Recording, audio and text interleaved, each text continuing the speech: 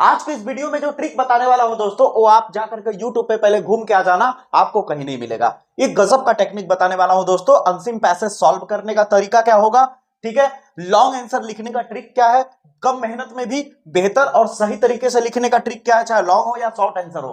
ठीक है दोस्तों, सब कुछ एकदम क्लियर कट आपको समझाऊंगा। जिनको इंग्लिश कुछ तैयार नहीं है उसके लिए तो वीडियो है ही दोस्तों, लेकिन जिनको इंग्लिश तैयार करके बैठे हो वो भी आप इसे देख सकते हो, क्योंकि आपको बहुत सारी टेक्निक, बहुत सारी ट्रिक आपको पता चलेगी। कहा जाता है ना हमेशा कि हमेशा बैकअप प्लान बना के रखना चाहिए। क्या पता, हो सकता है आप जो तैयार किए उसमें से ना आए, तो आपको उसका बैकअप प्लान पता होना चाहिए, एक ट्रिक पता होना चाहिए, जिससे कि अगर आपको नहीं आ रहा है तो आप उसे लिख सको। समझ आई मेरी बातें? सब कुछ बताऊंगा, कैसे तैयार करना है लॉन्ग आंसर, कितना तैयार करना है, कौन कौन तैयार करना है, फिर ट्रिक कैसे यूज करना है, अनसिन पैसेज कैसे सॉल्व करना चाहिए। यानी कुल मिलाकर के अगर आप इस ट्रिक पे जो टेक्निक बता रहा हूं उस पे अगर आप केवल 2 घंटे अच्छे से ध्यान दे देते हो, उस ट्रिक को अप्लाई कर लेते हो जैसे जैसे कह रहा हूं, तो आप मान लो 2 घंटे में ही आप 45 नंबर की तैयारी कर लोगे। तो देर किस बात का, आइए स्टार्ट करते हैं। तो दोस्तों सबसे पहले ट्रिक यूज करना सीखेंगे दोस्तों अनसिन पैसेज पे। अनसिन पैसेज कैसे तैयार किया जाता है, कैसे सॉल्व किया जाता है, ध्यान से समझना दोस्तों, बहुत ही यूनिक तरीके से बताऊंगा। जब आप उसका आंसर मिलाओगे, चेक करके देख लेना, वही हूबहू आंसर आएगा। ठीक है, ऐसा नहीं कि ट्रिक केवल 10% काम करेगा, 20% काम करेगा या 50%, नहीं, 100 में 100% काम करेगा ट्रिक। और इस ट्रिक को सीखने के बाद आप 10 अनसिन पैसेज इसी तरह की ट्रिक पे प्रैक्टिस करना। समझ आई मेरी बात है? लगभग 10 अनसिन पैसेज प्रैक्टिस करने के लिए आपको मान के चलो 15 से 20 मिनट लगेगा। 15 से 20 मिनट में आपका अनसिन पैसेज तैयार हो जाएगा। तो आइए बात करते हैं कैसे क्या करना है। सबसे पहले आप देखिए, यहां पे आपको एक पैसेज दिख रहा होगा, दिख रहा है, यहां पे एक पैसेज दिख रहा है। उस पैसेज के नीचे अगर आप देखें तो 5 प्रश्न पूछा जाता है, जो कि 3-3 नंबर का होता है, और इन्हीं प्रश्नों का जवाब देना होता है। बहुत लोग क्या करते हैं, हर अनसिन पैसेज का बैठ करके प्रश्न उत्तर तैयार करने लगते हैं। ऐसा कुछ नहीं होता है, इस पैसेज में ही सब कुछ दिया होता है, बस सही टेक्निक पता होना चाहिए। सबसे पहले अनसिन पैसेज करने का तरीका क्या है कि जो आपको नीचे 5 प्रश्न दिख रहे होंगे, जैसे यहां पे दिया है व्हाट शुड, जैसे आपको नीचे पहला प्रश्न दिख रहा है what should the government aim at, दिया है ना। तो यहां पे जैसे व्हाट शुड है, हु शुड है, व्हाई शुड है, हु शुड है, ये जो आपको क्वेश्चन वर्ड दिख रहे हैं, क्वेश्चन वर्ड मतलब समझ रहे, जो क्वेश्चन मार्क बना रहे हैं, जैसे व्हाट शुड, हु शुड, इसे तो पहले काट दीजिए। ठीक है, इसे कट कर दिया। अब कट करने के बाद आपके पास क्या बचा, व्हाट शुड कट कर दिया तो आपके पास बचा द गवर्नमेंट एम एट। ये जो आपका द गवर्नमेंट एम एट है, ये आपका हाईलाइटेड वर्ड हो गया, ये आपका मेन वर्ड हो गया। अब इस मेन वर्ड को जाकर के इस अनसिन पैसेज में ढूंढो, कहां है, पैटर्न में कहां लिखा हुआ है। जैसे यहां पे दिखा है believed that government should be aimed, मिल गया ना, गवर्नमेंट शुड बी एम्ड। अब यहां से पढ़ना शुरू करो, तब तक आंसर लिखना शुरू करो, आंसर लिखते जाओ, लिखते जाओ, लिखते जाओ, जब तक कि फुल स्टॉप ना आ जाए। तो देखो, government should be aimed at bringing about the welfare and happiness of the whole people, full stop आ गया। अब यहीं पे रोक दो, ये तुम्हारा पहला आंसर हो गया। समझ आई मेरी बात है? इस तरह से तुम्हें करना है। फिर आता है second question, who should administer the country. अब फिर से हु शुड आ गया, हु शुड क्या है, क्वेश्चन वर्ड है, काट दो इसे। अब यहां पे आता है एडमिनिस्टर्ड द कंट्री। अब आगे यहां तक हो गया, अब आगे पढ़ो, this the thought could be done only, मिल रहा है, नहीं मिल रहा है ना, आगे बढ़ते जाओ।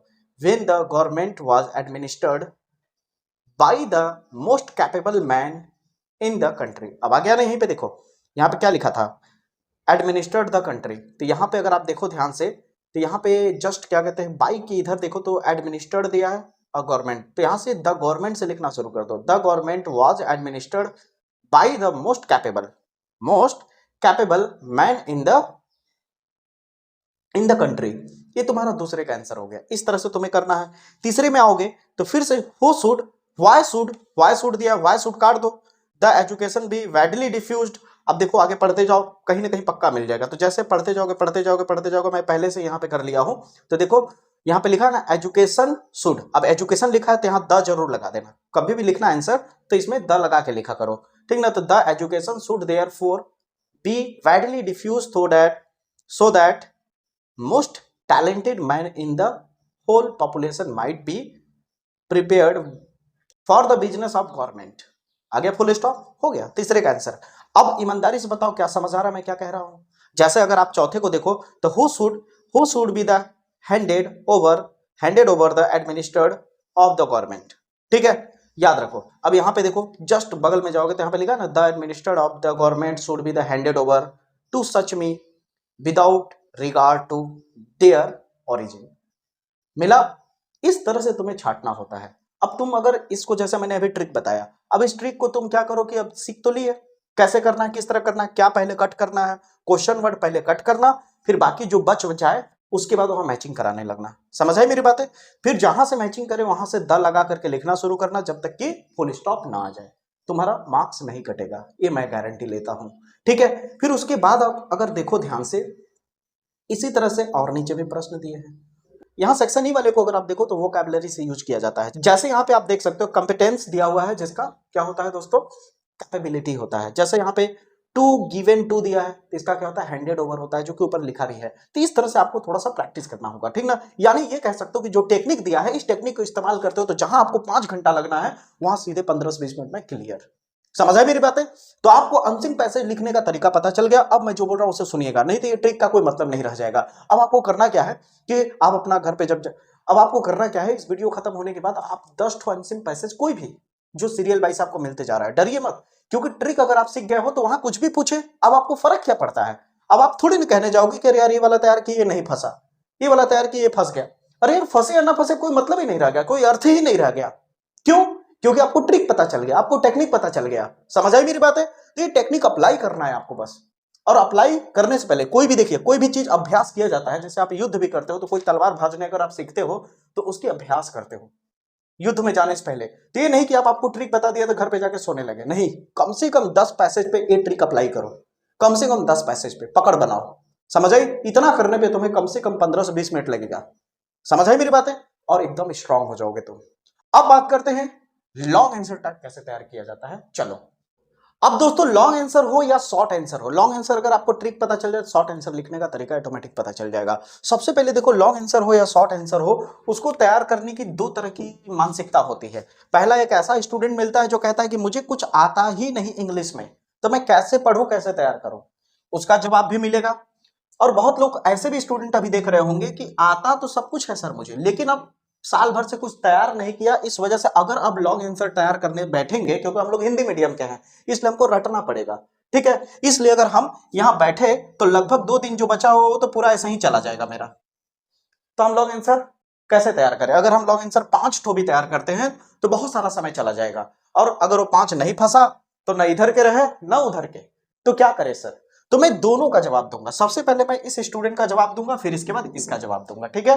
चलिए स्टार्ट करते हैं। दोस्तों, जो लॉन्ग आंसर का ट्रिक बता रहा हूं, इसमें आपको याद करने का तरीका तो पता चल ही जाएगा, लेकिन लिखने का भी ट्रिक सही पता चल जाएगा। समझ आई मेरी बात है? सबसे पहले तो मैं उसकी बात करूंगा जो बच्चे पढ़ने में तेज हैं, अच्छे हैं, लेकिन उनके पास समय अब नहीं बचा है तैयार करने के लिए। तो मैं जो टेक्निक बताऊं उसे जरूर याद करिएगा, ध्यान से समझिए। सबसे पहले तो अगर आपको लगता है, ऐसे भी स्टूडेंट होते हैं कि समय भला ही कम बचा है सर, लेकिन मेरे को इतनी कैपेबिलिटी है कि मैं जल्दी तैयार कर लेता हूं, इसलिए मेरे को अगर 10-12 ठो भी इंपॉर्टेंट लॉन्ग आंसर टाइप या शॉर्ट आंसर टाइप पता चल जाए जो एग्जाम में आए, तो मैं तैयार कर सकता हूं या कर सकती हूं, तो वो भी मैं बताऊंगा, चिंता मत करना, ठीक है। तो आ जाओ, सबसे पहले इसे समझ लेते हैं। जैसे मान लो एक मैंने लॉन्ग आंसर टाइप का 2nd चैप्टर का आपका क्वेश्चन लिया है, प्रोज का। कह रहा है describe the deplorable plight of bangle maker. यानी बैंगल मेकर का मतलब क्या होता है? चूड़ी बनाने वाला। चूड़ी निर्माता जो है वो उसकी दुखद, चूड़ी निर्माता जो है उसकी दुखद जिंदगी का कारण बताना है। यहाँ पे वो उसकी जो दुखद जिंदगी है उसका हमें कारण बताना है कि उसकी जिंदगी क्यों दुखद है, ठीक है। यहाँ पे 2nd लेसन में आपका, ठीक ना। तो यहाँ पे अब जब आप लॉन्ग आंसर तैयार करने जाओगे तो 2 तरीके के स्टूडेंट होते हैं। पहला कि उनको बना के लिखने बहुत तगड़ा आता है, हाँ, वो ट्रांसलेट कर लेते हैं अगर उसका हिंदी पता हो तो मैं कहूंगा कि जैसे मैंने इसका भी हिंदी बोला, उसी तरह जैसे यहाँ एक मास्टरमाइंड देख रहे होगे, उसके इसका आंसर का हिंदी नीचे दिया हुआ है, तो आप क्या कर सकते हो, प्रश्न को समझो, फिर उसके आंसर को हिंदी में समझो। समझ आई मेरी बातें? क्यों कहना क्या चाह रहा है, ताकि ये जब देखो वहां पे तो तुम्हें समझ आ जाए कि ये पूछ क्या रहा है और इसका जवाब देना क्या है। तो उसके बाद फिर क्या करना, उसके बाद जब इसका आंसर याद करना शुरू करना, तो कम से कम 2 लाइन ऊपर का, कितना, कम से कम 2 लाइन एकदम एग्जैक्टली तैयार करना जो तुम्हारा बुक में लिखा हुआ है। समझ आई मेरी बातें? कम से कम 2 से 3 लाइन एकदम एग्जैक्टली तैयार करना, क्योंकि आपके आधा पेज के आंसर को थोड़ी ना पढ़ने जाएगा एग्जामिनर। आपका ऊपर का हेडिंग देखेगा प्रॉपर सही है या नहीं, लिखने का तरीका सही है या नहीं, ऊपर के 2-3 लाइन सही है या नहीं, नीचे का 2-3 लाइन सही है या नहीं, इसलिए वो ज्यादा उसकी नजरें होती है। समझ आई मेरी बातें? आपके पूरी कॉपी को नहीं पढ़ेगा एग्जामिनर। अगर आपका एकदम लक खराब ही है तभी वो कोई पढ़ा तो पढ़ा, अदरवाइज 90% चांसेस है कि आपके मैक्सिमम मेन टॉपिक को पढ़ता है। ठीक है, शुरू में अगर आप सोच के देखो कि अगर वो पढ़ना शुरू किया, एक लाइन सही मिला, 2 लाइन सही मिला, 3 लाइन सही मिला, तो क्या लगता है उसका भरोसा बढ़ ना जाएगा आपके ऊपर कि बंदा सही लिख रहा है, इसका मतलब नीचे भी सही लिखा होगा। ठीक है, तो आप यहीं पे खेल खेल देना। क्या खेलना? कि यहां तक तो एकदम प्रॉपर सही लिखना, यानी जो आपको 10-12 लॉन्ग आंसर, शॉर्ट आंसर के इंपॉर्टेंट क्वेश्चन बताऊंगा, उसे आप इसी पैटर्न पे तैयार करना। ऊपर के कम से कम 2-3 लाइन आपको एग्जैक्टली सही तैयार होने चाहिए। फिर उसके बाद बीच में उसकी कहानी जो आपको पता है, ये नहीं कि कुछ भी अंडरस्टैंड कुछ भी भर दे, नहीं, आपको जो पता है कि इसका कहानी क्या है, उसके हिसाब से आप वहां पे भरना। ये उन बच्चों की बात कर रहा हूं जो पढ़ने में बहुत ठीक है। समझ आई मेरी बातें? वो जो बना सकते हैं, ट्रांसलेशन मिला जुला करके कुछ बना सकते हैं, तो बना के लिखना, फिर नीचे का 1-2 लाइन तैयार कर लेना या आधा लाइन तैयार कर लेना ताकि मैचिंग कर जाए। ये लॉन्ग आंसर तैयार हो गया। इसी पैटर्न पे शॉर्ट आंसर तैयार करना। समझ आई मेरी बातें? क्लियर हुआ मैं क्या कह रहा हूं? पक्की बात है। अब बहुत लोग कहेंगे सर मेरे को इंग्लिश तैयार करने आता है लेकिन मैं बना के नहीं लिख सकता, मेरे को ट्रांसलेशन अच्छे से नहीं आता, तो मैं क्या करूंगा उस समय? तो तुम इसकी कहानी सहानी थोड़ा बहुत अगर पता है तो ठीक है, अदरवाइज कम से कम 2-3 लाइन अच्छे से तैयार रखना, नीचे का 1-2 लाइन तैयार रखना, बीच में आप अपने हिसाब से जो भरना चाहो भर सकते। ठीक है, या तो आपका अनसीन पैसेज है वहीं से उठा करके इसमें घुसेड़ देना। समझ आई मेरी बातें? मार्क्स मिलना ही है। अगर आप लिख देखो, कोई भी एग्जामिनर नहीं चाहता कि स्टूडेंट को फेल करे, आप किसी से भी पूछ लो। मैंने भी एग्जामिनर जो चेक करने जाते हैं कॉपी इंग्लिश की, उनसे मेरा संपर्क है, मैंने पूछा, वो उनका सीधा सीधा जवाब तक, हम लोग के दिमाग में केवल यही चलता है कि मैं कभी नहीं चाहता कि कोई स्टूडेंट का भविष्य बर्बाद हो, वो फेल हो। अगर वो कॉपी भरा है सही तरीके से, लिखावट सही है उसकी, जो आंसर पूछ रहा है उसका कुछ हिस्सा तो मैच करे कम से कम, ताकि हम मार्क्स दे सके। समझ रहे हो? हर एग्जामिनर चाहता है कि आप बेहतर मार्क्स लेकर के जाओ। समझ आई मेरी बातें? उसको मार्क्स देने में थोड़ी ना भैया उसके घर का कुछ जा रहा है। उम्मीद करता हूं ये वीडियो बहुत ज्यादा मदद करेगा आप लोगों को तैयार करने में, कम से कम समय में बेहतर तैयार करने में। ठीक है दोस्तों, उन बच्चों का भी सपोर्ट होगा जो साल भर से कुछ अच्छे से नहीं पढ़े हैं, या फिर हो सकता है उनको इंग्लिश अच्छे से आती ही नहीं है, तो क्या बेचारे मेहनत करें। ठीक है, तो यहां तक आपको जो टेक्निक बताया उससे आप अप्लाई करिए। जैसे इसे आप तैयार करते रहोगे तब तक 2 से 3 घंटे बाद मेरा वीडियो फिर से आ जाएगा बहुत तगड़े टेक्निक पे।